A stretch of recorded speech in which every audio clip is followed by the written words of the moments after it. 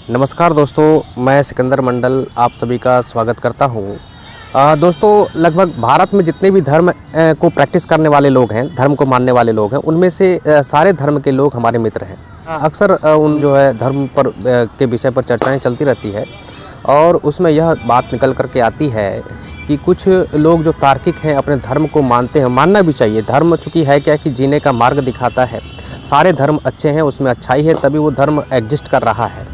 और ये बात अलग है कि धर्म का जो है आज के समय में ज़्यादातर राजनीतिकरण हुआ है और राजनीतिकरण होने के बाद जो है कुछ लोग आए हैं और धर्म को गलत तरीके से प्रस्तुत कर करके लोगों को बरगला रहे हैं और अपनी अपनी रोटी सेकना चाहते हैं। तो वैसे लोग जो धर्म को अपने धर्म गुरु, जो वास्तविक गुरु हैं धर्म गुरु, उसको फॉलो कर रहे हैं तो वो तो अच्छे हैं।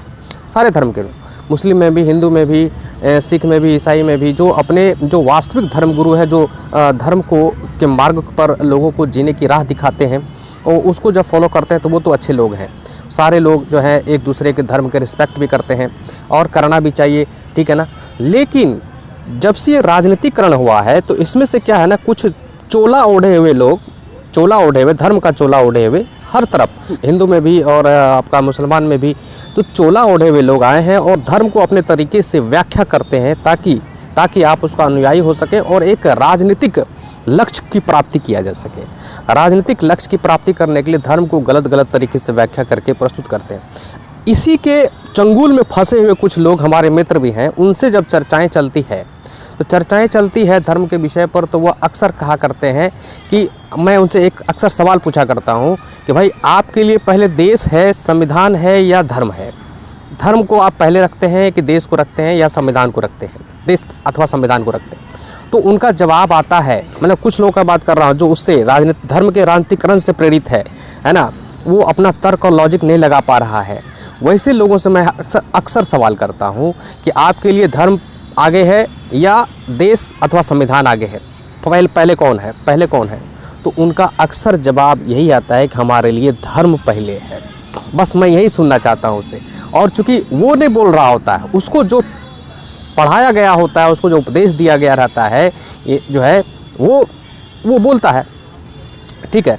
अब देखिए, धर्म अपनी जगह है, धर्म की महत्वता अपनी जगह है और राजनीति और शासन प्रशासन, संविधान, देश अपनी जगह है। दोनों व्यवस्थाएं अलग अलग तरीके से चलती हैं। धर्म आपका इंटरनल मामला है, आंतरिक मामला है, प्राइवेसी है। आपको मौलिक अधिकार है धर्म मानने की, संविधान भी मौलिक अधिकार देती है, वो मानना चाहिए।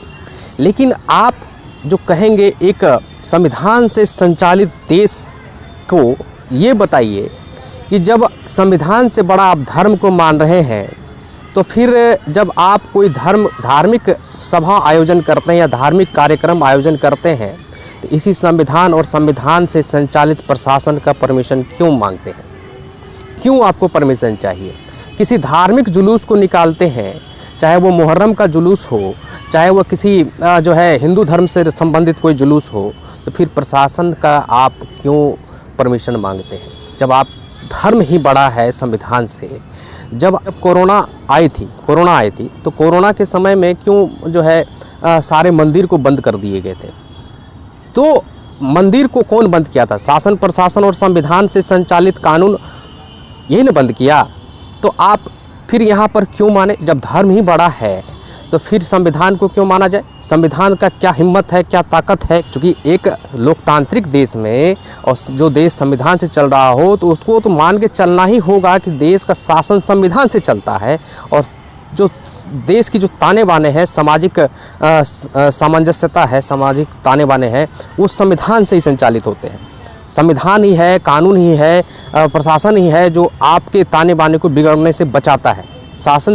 शासन के दृष्टिकोण से देखिएगा तो संविधान ही हमारा सर्वोपरि है, देश ही हमारा सर्वोपरि है।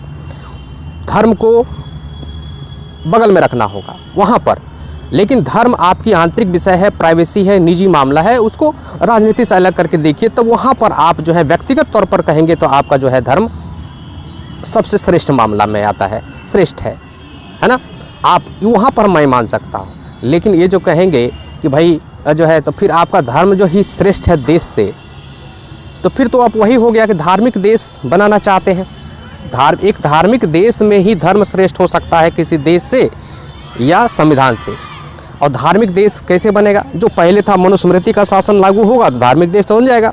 वैसे ही वहाँ पर हदीस कुरान का शासन लागू होगा मुस्लिमों के लिए, तब वो भी धार्मिक देश हो जाएगा। तब पूरी तरह से वो धार्मिक जो है धर्म सबसे आगे रहेगा, देश पीछे रहेगा। लेकिन हमारा देश अभी क्या है?